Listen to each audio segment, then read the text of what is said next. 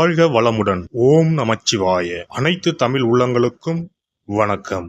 நிகழும் ஸ்ரீ மங்களகரமான குரோதி ஆண்டு ஜூலை மாதம் 17ஆம் தேதி புதன்கிழமை அன்று அனுசம் நட்சத்திரத்தில் ஏகாதசி திதியில் சுப்பிரம் நாமயோகத்தில் வணிசை கரணத்தினில் சித்த யோகம் கூடிய நன்னாளில் இந்த மகத்தான ஆடி மாதம் பிறக்கிறது.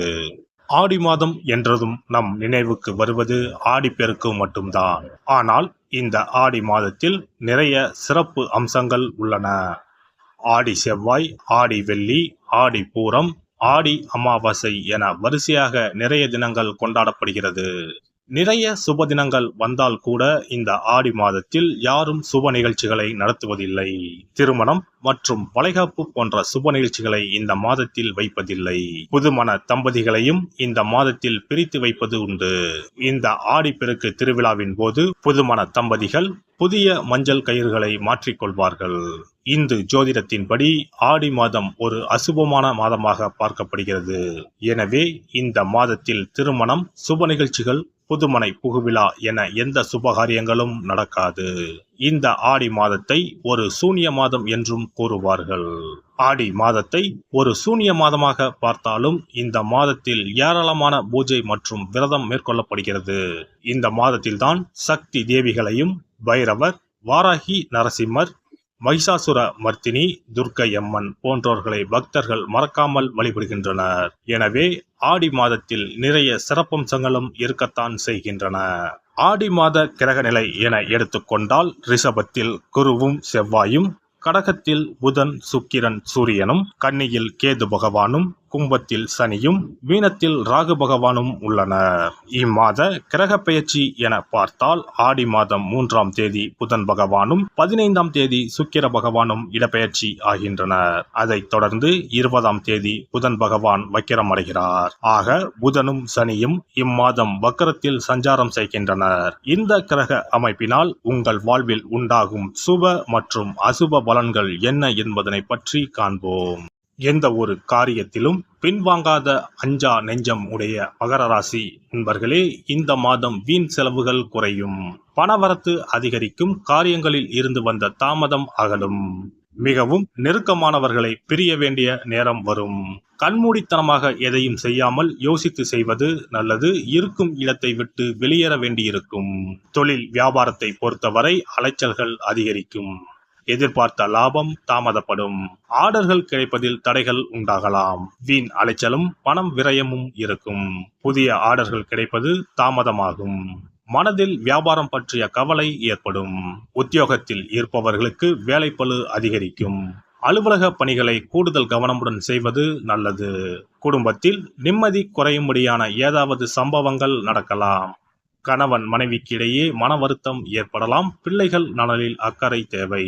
நண்பர்கள், உறவினரிடம் பேசும்போது கவனமாக பேச வேண்டும். தாய் தந்தையின் உடல் ஆரோக்கியத்தில் கவனம் தேவை. பெண்களை பொறுத்தவரை இம்மாதம் எந்த ஒரு காரியத்தையும் செய்யும் முன் தீர ஆலோசனை செய்வது நல்லது. எதிலும் கவனம் தேவை. கலைத்துறையினருக்கு வாழ்க்கையில் முன்னேற்றம் உண்டாகும். வராது என்று நினைத்த பொருள் வந்து சேரலாம். வீண் வாக்குவாதங்களை தவிர்ப்பது நல்லது.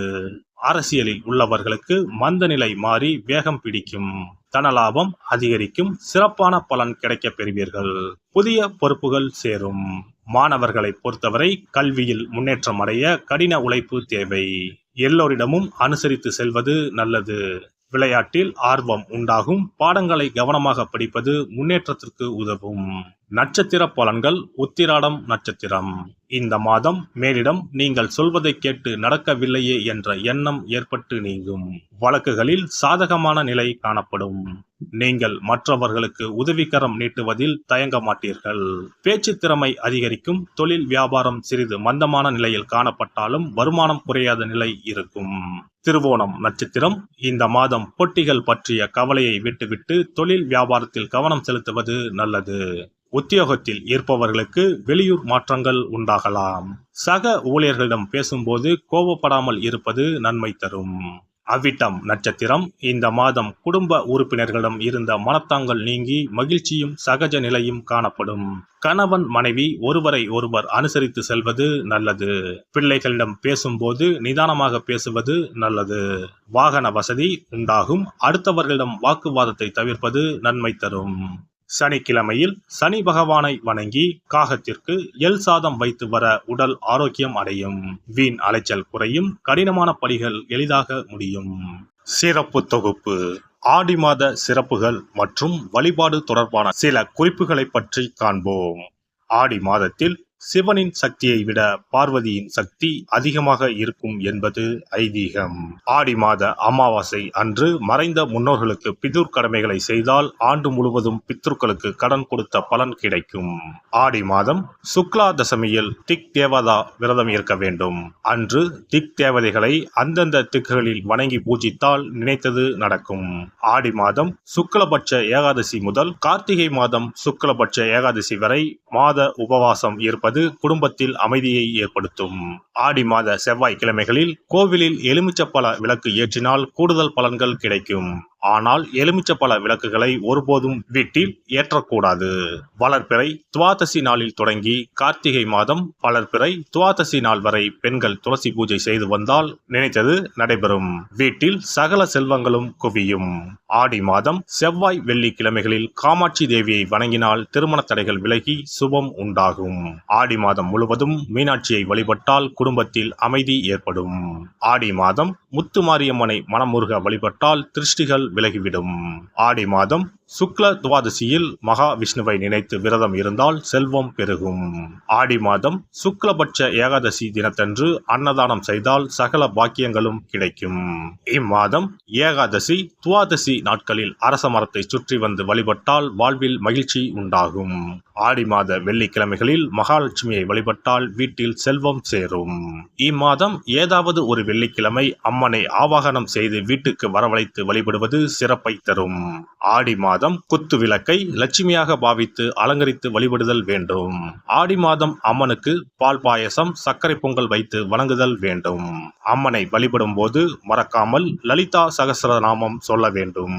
இம்மாதம் வீட்டில் சிறப்பு பூஜைகள் செய்யும் போது சிறு பெண் குழந்தைகளை அம்மனாக பாவித்து உணவு கொடுத்து ரவிக்கை சீப்பு குங்குமச்சிமிழ் கண்ணாடி வளையல் தாம்பூலம் கொடுக்க வேண்டும். இம்மாதம் அம்மனுக்கு சாற்றப்படும் வளையல்களை பெண்கள் அணிந்து கொண்டால் திருமண பாக்கியம் குழந்தை பாக்கியம் சகல நலன்களையும் நீங்காத செல்வத்தையும் பெறலாம். ஆடி மாத வெள்ளிக்கிழமைகளில் அதிகாலையில் எழுந்து குளித்து தூய ஆடை அணிந்து சாணத்தை பிள்ளையராக பிடித்து செவ்வரளி செம்பருத்தி அருகு கொண்டு சூரிய உதயத்திற்கு முன்னர் விநாயகரை பூஜிக்க வேண்டும்.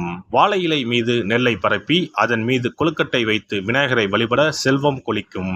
ஆடி பௌர்ணமி அன்று சிவபெருமானுக்கு திரட்டுப்பால் அபிஷேகம் செய்து கருப்பு பட்டாடை 100 முத்துக்கள் கோர்த்த மணிமாலை கரு ஊமத்தம் பூ மாலை அணிவித்து மூங்கில் அரிசி பாயாசம் படைத்து வழிபட்டால் எப்பேற்பட்ட பகையும் விலகும்.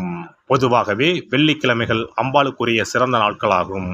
இதனோடு அயனத்துக்குரிய சிறப்பும் சேர்வதால் ஆடி மாதத்தில் வரும் வெள்ளிக்கிழமைகள் அம்பாளுக்கு தனிச்சிறப்பு கொண்டவையாக கருதப்படுகின்றன.